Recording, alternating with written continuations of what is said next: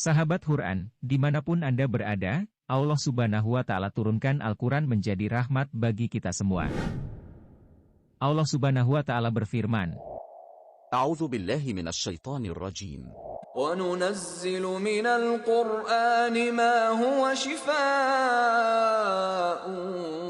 وَرَحْمَةٌ لِّلْمُؤْمِنِينَ وَلَا يَزِيدُ الظَّالِمِينَ إِلَّا خَسَارًا.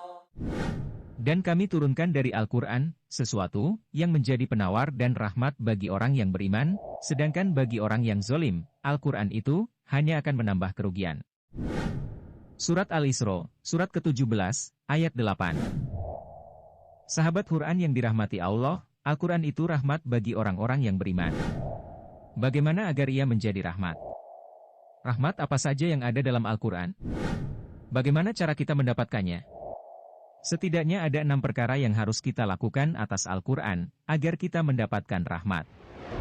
6 hal itu terurai dari huruf-huruf yang ada dalam kata rahmat, yaitu huruf R, A, H, huruf M, A, dan huruf T. Apa saja rahmat Al-Quran itu? Pertama, R, untuk read, atau membacanya, atau maknanya adalah tilawah. Salah satu ciri keimanan adalah kemauan seseorang dalam tilawah Quran dengan bacaan sebaik-baiknya bacaan. Allah berfirman, أعوذ بالله من الشيطان الرجيم الَّذِينَ آتَيْنَاهُمُ الْكِتَابَ يَتْلُونَهُ حَقَّ تِلَاوَتِهِ أُولَئِكَ يُؤْمِنُونَ بِهِ وَمَن يَكْفُرْ بِهِ فَأُولَئِكَ هُمُ الْخَاسِرُونَ. Orang-orang yang telah kami beri kitab, mereka membacanya sebagaimana mestinya, mereka itulah yang beriman kepadanya. Dan barang siapa ingkar kepadanya, mereka itulah orang-orang yang rugi. Surat Al-Baqarah, surat kedua, ayat 121. Membaca atau tilawah Al-Quran, juga merupakan cara kita untuk menjaga iman, agar selalu stabil atau bertambah naik, karena sifat dasar iman itu, naik dan turun. Maka kita butuh Al-Quran untuk menjadi stabilisatornya.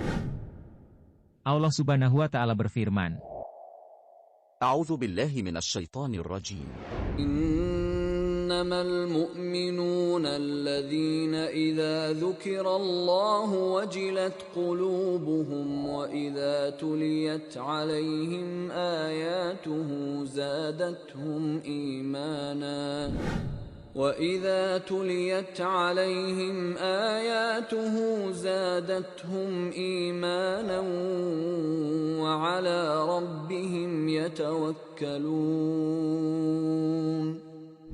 Sesungguhnya orang-orang yang beriman adalah mereka yang apabila disebut nama Allah, gemetar hatinya, dan apabila dibacakan ayat-ayatnya kepada mereka, bertambah kuat imannya, dan hanya kepada Tuhan mereka bertawakal.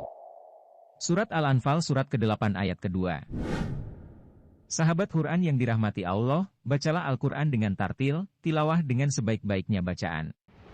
Tunaikan hak Al-Quran untuk dibaca, sebanyak mungkin dan sebaik mungkin, sebagaimana bacaannya ketika diturunkan malaikat Jibril alaihissalam, kepada Nabi Muhammad sallallahu alaihi wasallam. Bagaimana caranya? Bagaimana cara Al-Quran diturunkan? Bagaimana cara Nabi membaca Al-Quran? Caranya, ditalkin. Ditalkin itu, dibacakan dengan contoh terbaik, dan kemudian diulang, dan kemudian dihafalkan bacaannya, sebagaimana contoh ketika wahyu pertama diturunkan, yaitu, surat Al-Alaq ayat 1 sampai dengan 5, yang berbunyi, أعوذ بالله من الشيطان الرجيم Bismillahirrahmanirrahim. اقرأ باسم ربك الذي خلق خلق الإنسان من علق اقرأ وربك الأكرم الذي علم بالقلم علم الإنسان ما لم يعلم. Bacalah dengan menyebut nama Tuhanmu yang menciptakan. Dia telah menciptakan manusia dari segumpal darah. Bacalah, dan Tuhanmulah yang maha mulia, yang mengajar manusia dengan pena. Dia mengajarkan manusia apa yang tidak diketahuinya. Surat Al-Alaq surat ke-96 ayat 1 sampai dengan 5. Sahabat Quran yang Allah rahmati, saat itu hingga kematiannya, Nabi Shallallahu Alaihi Wasallam membaca Al-Quran dengan hafalan atas izin Allah Subhanahu Wa Taala. Dan ini tentu adalah cara sunnah terbaik bagi kita semua dalam bersikap terhadap Al-Quranul Karim. Nabi Shallallahu Alaihi Wasallam ketika itu berguru pada malaikat Jibril alaihissalam, dan langsung menghafalkan Al-Quran secara bertahap, sedikit demi sedikit, hingga akhirnya selesai menjelang kematian beliau. Dan setiap wahyu yang diturunkan, diterima dalam bentuk hafalan bacaan. Sahabat Quran yang dirahmati Allah, proses turunnya wahyu dalam bentuk hafalan ini berlangsung sangatlah lama, sejak beliau diangkat sebagai nabi di usia 40 tahun dan diakhiri di usia 63 tahun. Jadi, jika usia kita di kisaran antara 40 tahun hingga 63 tahun, tentulah tidak terlambat memulainya, karena Nabi saja baru mulai di usia 40 tahun. Jikapun lebih, Nabi Shallallahu Alaihi Wasallam menutup aktivitas hafalan Qur'annya menjelang ia wafat.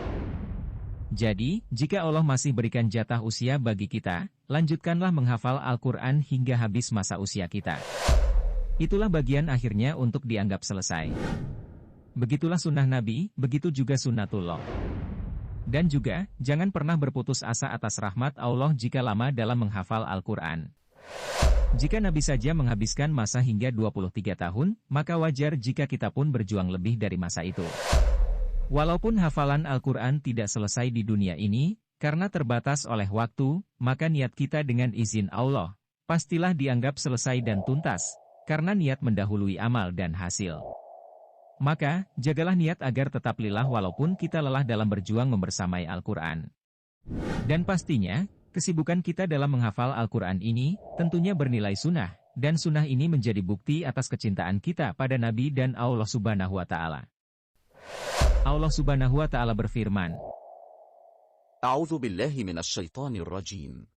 قل إن كنتم تحبون الله فاتبعوني يحببكم الله ويغفر لكم ذنوبكم والله غفور رحيم.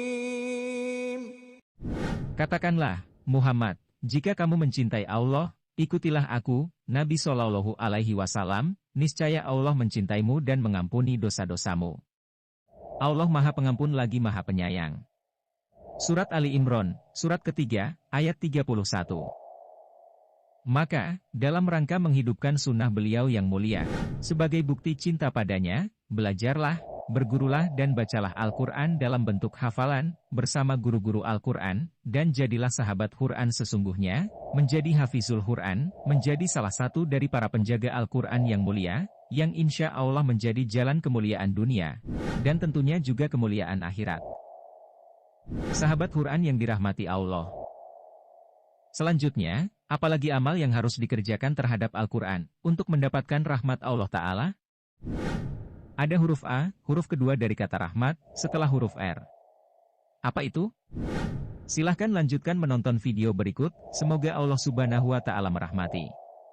Selamat menikmati.